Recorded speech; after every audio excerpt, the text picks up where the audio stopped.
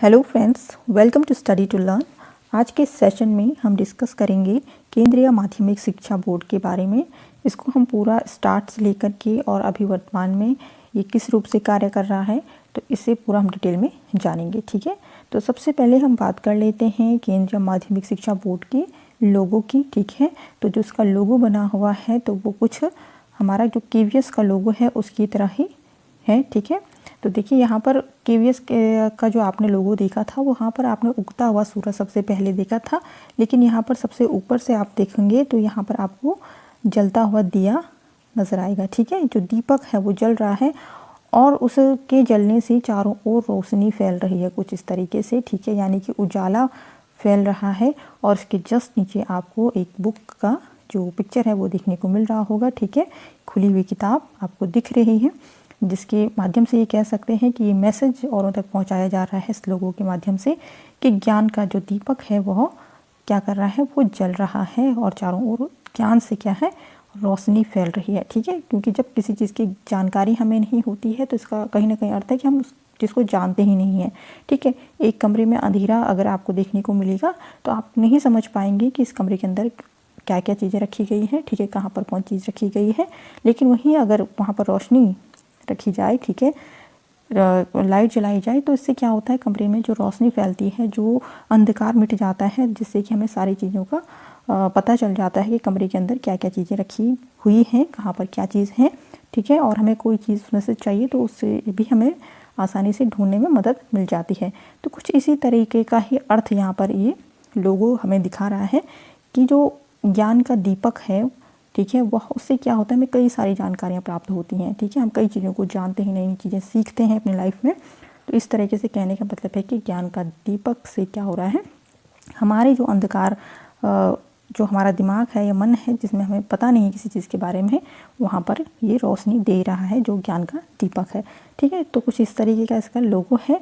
Simple सा नीचे यहाँ पे भारत है, क्योंकि ये भारत का ही केंद्रीय माध्यमिक शिक्षा बोर्ड यहाँ पर ही इसको बनाया गया है। ठीक है, और सबसे नीचे आप यहाँ पर देखेंगे इसका आदर्श वाक्य लिखा है, अस्तो मा सद्गमयो। क्या लिखा है, अस्तो मा सद्गमयो। इसका अर्थ क्या है, इसका अर्थ होता है, इसका अर्थ देख लीजिएगा, आप इसे नोट भी जरूर करिएगा। इसका जो ध्येय वाक्य है या आदर्श वाक्य है, अस्तो मा सद्गमयो, इसका अर्थ है, हे प्रभु हमें असत्य से सत्य की ओर ले चलो। ठीक है, हे प्रभु हमें असत्य से सत्य की ओर ले चलो। तो ये पहले, अब देखिए यहाँ पर हम जो सीबीएसई को अगर हमें जानना है तो उसके बारे में पूरा डिटेल में पता होना चाहिए, उसकी हिस्ट्री जो इतिहास जो है वो हमें पता होना चाहिए। ठीक है, तो इसका इतिहास जो है उसे हम पढ़ लेते हैं। ठीक है, तो देखिए भारत में सबसे पहले Uttar Pradesh board of high school and intermediate education पहला बोर्ड। ठीक है, तो ये सबसे पहले का बोर्ड है इस नाम से, इसको नोट भी कर दीजिएगा आप साथ में। ठीक है, आपके लिए हेल्पफुल रहेगा या आप इसको याद कर लें। ठीक है, तो इसकी स्थापना हुई थी 1921 में। ठीक है, कब हुई थी, 1921 में। तो बात हो रही है 1921 की, तो आप समझ जाइएगा कि इस समय जो भारत देश था वो क्या था, आज़ाद नहीं था। ठीक है, यहाँ पर भारत पे जो शासन था वो था अंग्रेज़ों का शासन था। ठीक है, तो इस समय माहौल भी कैसा था भारत में, उस समय राजा महाराजा हुआ करते थे। ठीक है, तो ये बात क्लियर है कि राजा महाराजाओं के समय में ये बोर्ड बना हुआ था। तो देखिए राजपूताना, मध्य भारत और ग्वालियर इसके अधिकार क्षेत्र में आते थे। तो ये इसका जो क्षेत्र था वो क्या था, राजपूताना, मध्य भारत, ग्वालियर और, ठीक है, मध्य भारत, राजपूताना, ग्वालियर इसका जो था अधिकार क्षेत्र था। और संयुक्त प्रांतों ने सरकार द्वारा किया गया जो अभ्यावेदन था, इसके उत्तर में 1929 में भारत सरकार ने हाई स्कूल और इंटरमीडिएट शिक्षा बोर्ड नामक एक संयुक्त बोर्ड की स्थापना की। इसमें अजमेर, मेरवाड़, मध्य भारत और ग्वालियर शामिल थे। ठीक है, तो यहाँ पर ये बात क्लियर की जाती है कि इस बोर्ड के माध्यम से कार्य किया जाएगा। और जो भारत की सरकार थी वो एक नया बोर्ड 1929 में हाई स्कूल और इंटरमीडिएट शिक्षा बोर्ड के नाम से लाती है फिर से, और जिसका क्षेत्र क्या था, जिसमें कार्य कर रहे थे, कहाँ कहाँ पर ये बोर्ड कार्य कर रहा था, अजमेर, मेरवाड़, मध्य भारत और ग्वालियर इसमें शामिल थे। लेकिन बाद में आगे चल कर के अजमेर, भोपाल और विंध्य प्रदेश जो थे ये यहीं पर सीमित हो जाता है, यहीं तक ये बोर्ड कार्य कर पाता है। ठीक है, इसके अधिकार क्षेत्र सीमित हो जाते हैं कहीं ना कहीं। फिर आगे इसमें 1952 में चलते हैं। 1952 में बोर्ड के गठन में संशोधन कर उसका वर्तमान नाम केंद्रीय माध्यमिक शिक्षा बोर्ड कर दिया जाता है। ठीक है, इसका नया नाम रखा जाता है 1952 में। और 1929 तक 1929 से 1952 तक ये सेम इसी नाम से चल रहा होता है, हाई स्कूल और इंटरमीडिएट शिक्षा बोर्ड के नाम से ये कार्य कर रहा होता है। लेकिन कहीं ना कहीं आगे जब भारत आज़ाद होता है और उसके बाद 1952 में जाकर के इस बोर्ड में चेंज आता है, ठीक है, संशोधन किया जाता है और इसका नाम भी परिवर्तित किया जाता है केंद्रीय माध्यमिक शिक्षा बोर्ड के नाम से, ठीक है। और इसके बाद 1 जुलाई 1962 को बोर्ड का पुनर्गठन किया गया ताकि पूरे देश में छात्रों और विभिन्न शैक्षणिक संस्थानों को इसकी सेवाएं उपलब्ध कराई जाए, ठीक है। तो पूरी तरह से कह सके कि 1 जुलाई 1962 में इसको फिर से एक नया रूप दिया जाता है, जो शैक्षिक जो संस्थान है उसके लिए और अच्छी सेवा दे पाए, ठीक है, बच्चों का जो पढ़ाई है उसमें और सुधार किया जाए। तो इस चीज़ को लेकर के यहाँ पे ये कार्य होता है 1 जुलाई 1962 को। अब यहाँ पे से इसका नाम जो चेंज होता है केंद्रीय माध्यमिक शिक्षा बोर्ड, ठीक है, केंद्रीय माध्यमिक शिक्षा बोर्ड ये बन जाता है। इंग्लिश में कहें तो central board of secondary education, ये नेम चेंज हो जाता है, ठीक है। CBSE इसको हम शॉर्ट में कहते हैं। तो यहाँ से इस रूप में एक कार्य करता है। तो देखिए इसको हम यहाँ से जानने की कोशिश करते हैं। हम केंद्रीय माध्यमिक शिक्षा बोर्ड यानी कि CBSE भारत में सार्वजनिक और निजी स्कूलों के लिए राष्ट्रीय स्तर का शिक्षा बोर्ड है, ठीक है। ये निजी स्कूलों में कार्य करता है। सार्वजनिक जो स्कूल हैं भारत के यानी कि जो सरकारी स्कूल हैं यहाँ पर ये काम करता है ये बोर्ड, ठीक है, जिसे भारत सरकार द्वारा नियंत्रित और प्रबंधित किया जाता है, ठीक है। तो ये भारत सरकार जो इसको है सुचारू रूप से इस पर कार्य करती है। अब आगे इसमें देखिए भारत में 27,000 से अधिक स्कूल और 28 विदेशी देशों में 240 स्कूल CBSE से संबंध हैं। यानी कि जो CBSE के द्वारा जो कार्यक्रम लागू किए जाते हैं, जो पैटर्न लागू किया जाता है, तो ये भारत में 27,000 स्कूल इसके अंडर में कार्य करते हैं, 28 विदेशी देशों में, ठीक है, तो विदेश के देश हैं वहाँ पर भी कार्य करता है ये बोर्ड, ठीक है। और 240 स्कूल CBSE के, मतलब 28 विदेशी देशों में जो 240 स्कूल हैं वो CBSE के संबंध में हैं, यानी कि इसके अंतर्गत कार्य करते हैं। फिर है इसमें CBSE से संबंध सभी स्कूल विशेष रूप से कक्षा 9 से 12 तक NCERT पाठ्यक्रम का पालन करते हैं, ठीक है। इसमें पाठ्यक्रम किसका चलता है? NCERT का इसमें पाठ्यक्रम चलता है। आगे हम इसको भी पूरा डिटेल में जानेंगे, NCERT कब बना था, ठीक है, इसको हम पूरा कवर करने वाले हैं आगे की वीडियोस में। तो देखिए अब यहाँ पर CBSE की बात चल रही है, तो यहाँ पर वर्तमान में CBSE के जो अध्यक्ष हैं वो IS विनीत जोशी हैं। कौन है? CBSE के वर्तमान अध्यक्ष IS विनीत जोशी हैं, ठीक है, ये पूछा जा सकता है क्वेश्चन। अब आगे है भारत की स्कूली शिक्षा का एक प्रमुख बोर्ड है, ठीक है। तो ये CBSE जो बोर्ड है वो भारत की स्कूली शिक्षा का क्या है? एक प्रमुख बोर्ड है। भारत के अंदर और बाहर के बहुत निजी विद्यालय से संबंधित है, तो ये हमने तो देख लिया है, ठीक है, पहले भी कि इसमें इतने स्कूल भारत के हैं और कुछ विदेश के हैं, ठीक है। तो देखिए अभी इसमें इंडिया के अंदर जो स्कूल हैं उनकी नंबर कितना कितना है किन स्कूलों में, ठीक है, उनकी संख्याएं क्या हैं इसको डिटेल में जानते हैं। तो देखिए सबसे पहले केंद्रीय जो विद्यालय हैं वो 1129 विद्यालय हैं, ठीक है, और सरकारी स्कूलों में 3011 स्कूल जो CBSE के अंडर में आते हैं, ठीक है। फिर जो स्वतंत्र स्कूल हैं वो है 16,741 उनकी संख्या है। जो जवाहर नवोदय विद्यालय वो है 595 और जो केंद्रित तिब्बती स्कूल हैं वो है 14, ठीक है। तो ये इसका पूरा डिटेल में इसका जो नंबरों के साथ दिया गया है कि यहाँ पर इतने स्कूल इस संख्या की कार्य कर रहे हैं, ठीक है, यानी कि इसके अंडर में कार्य कर रहे हैं CBSE के अंडर में। तो कुछ इस तरीके से है। आगे इसमें हम इसके प्रमुख उद्देश्य जानते हैं कि किस उद्देश्य से या किन उद्देश्यों के कारण ये CBSE जो बोर्ड है वो बना है, क्या इसका मतलब कह सकते हैं कि ज़रूरत पड़ी थी, ठीक है।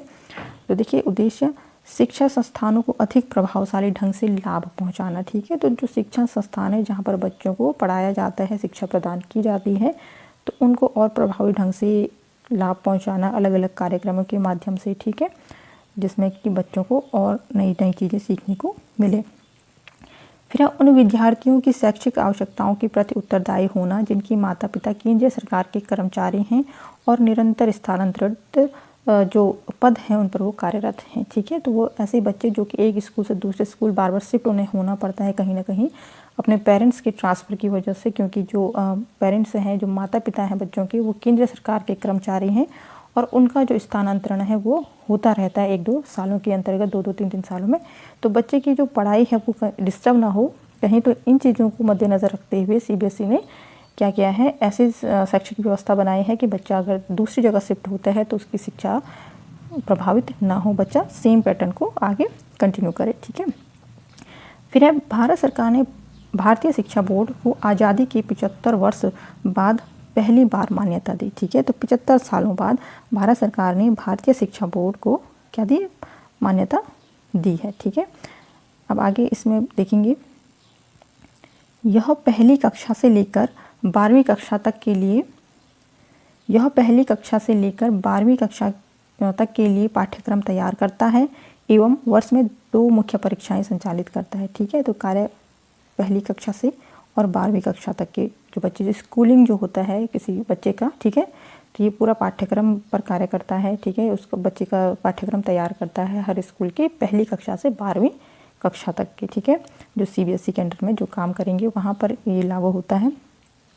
तो देखिए 10वीं की अगर बात करें तो 10वीं कक्षा के लिए अखिल भारतीय सेकेंडरी स्कूल परीक्षा यानी कि AISSE एवं 12वीं कक्षा के लिए Akhil Bharatiya senior school certificate परीक्षा यानी कि AISSCE, तो ये आयोजित करता है CBSE। ठीक है, और इसके अलावा CBSE जो है अखिल भारतीय इंजीनियरिंग प्रवेश परीक्षा यानी कि AIEEE को भी आयोजित करता है और अखिल भारतीय प्री मेडिकल परीक्षा यानी कि AIPMT को भी आयोजित करता है। ठीक है, तो ये इसके कह सकते हैं कि इस तरह से ये इस रूप में कार्य करता है। ठीक है, जो बच्चों का स्कूलिंग है और आगे चल करके भी बच्चे जो 12th की बात करना चाहें, चाहे इंजीनियरिंग क्षेत्र में हो या मेडिकल क्षेत्र में हो, तो इनकी भी परीक्षाएं आयोजित CBSE के द्वारा की जाती हैं। अब इसमें कुछ प्रमुख कार्य को हम देख लेते हैं। CBSE के जो प्रमुख कार्य हैं, ठीक है, क्या क्या कार्य करते हैं, तो देखिए केंद्रीय माध्यमिक शिक्षा बोर्ड की स्थापना कतिपय परस्पर संबंधित उद्देश्यों की पूर्ति के लिए की गई है। ठीक है, तो इस रूप में वो कार्य करता है। तो सबसे पहले देखिए कक्षा 10वीं और 12वीं के अंत में सार्वजनिक परीक्षाएं आयोजित करने एवं परीक्षाओं से संबंधित शर्तें निर्धारित करने हेतु संबंध इसमें विद्यालयों के सफल विद्यार्थियों को अर्हता प्रमाण पत्र प्रदान करने के लिए। ठीक है, तो जो बच्चे 10th और 12th के बोर्ड एग्ज़ाम देते हैं तो उनको क्या प्रोवाइड करता है, सर्टिफिकेट प्रोवाइड करता है CBSE। ठीक है, फिर है उन विद्यालयों की शैक्षिक आवश्यकताओं को पूरा करने के लिए जिनके माता पिता स्थानांतरणीय पदों पर कार्यरत हैं। तो ये हमने पहले भी देख लिया है कि जब पेरेंट्स का जो ट्रांसफ़र है, माता पिता एक जगह से दूसरी जगह स्थानांतरित हो जाते हैं, जिससे बच्चों की पढ़ाई डिस्टर्ब ना हो, उसके लिए भी ये जो CBSE है वो कार्य करता है। ठीक है, फिर आगे इसमें परीक्षाओं के लिए अनुदेश पाठ्यक्रमों का निर्धारण करने तथा इन पाठ्यक्रमों को अद्यतन बनाने के लिए। ठीक है, तो ये कार्य भी CBSE के द्वारा आयोजित होता है कि परीक्षाओं के लिए जो अनुदेशन पाठ्यक्रम है कि बच्चों को जो एग्ज़ाम लिए जाते हैं तो उसके लिए क्या पाठ्यक्रम होना चाहिए, किस किस तरह से उसके इंस्ट्रक्शंस जो तैयार करता है वो CBSE करता है और उसको आगे बढ़ाने के लिए, ठीक है, उसको मतलब आगे उसको कार्यवाहन करने के लिए भी ये जो कार्य है वो CBSE के द्वारा किया जाता है। ठीक है, फिर है परीक्षा प्रयोजन हेतु विद्यालय को संबद्धता प्रदान करने तथा देश के शैक्षिक प्रतिमानों का ऊंचा उठाने के लिए। ठीक है, यहाँ पर देश होगा ये। ठीक है, तो परीक्षा प्रयोजन हेतु जो विद्यालय हैं उनसे संबद्धता प्रदान करना, जहाँ पर जो परीक्षाएं आयोजित होती हैं चाहे वो किसी भी क्षेत्र में है, 10th 12th की हो या हमने देखा AIEEE या AIPMT। ठीक है, तो इस क्षेत्र में भी जो कार्य है वो CBSE करता है। ठीक है, और जो देश का जो शैक्षिक प्रतिमान हो उसको ऊंचा उठाने के लिए, यानी कि बच्चों में अच्छी परफॉर्मेंस की जो संकल्पना को लेकर के वो आगे बढ़ता है CBSE, जिससे कि अपने आप ही स्वतः क्या होता है, देश का शैक्षिक जो स्तर है वो ऊंचा उठता है। ठीक है, तो इस तरीके से जो CBSE है वो कार्य करता है। आई होप कि आपको ये जानकारी पसंद आई हो। अगर आपको पसंद आती है तो लाइक शेयर सब्सक्राइब जरूर कर दीजिएगा। नई नोटिफिकेशन पाने के लिए बेल आइकन प्रेस करके ज़रूर रखिएगा। ठीक है, और इससे संबंधित और अन्य किसी सब्जेक्ट से संबंधित आपको PDF ज़रूरत अगर हो तो आप हमारे टेलीग्राम लिंक से जुड़ सकते हैं। लिंक आपको डिस्क्रिप्शन में मिल जाएगा। ठीक है, मिलते हैं नेक्स्ट वीडियो में, तब तक के लिए धन्यवाद।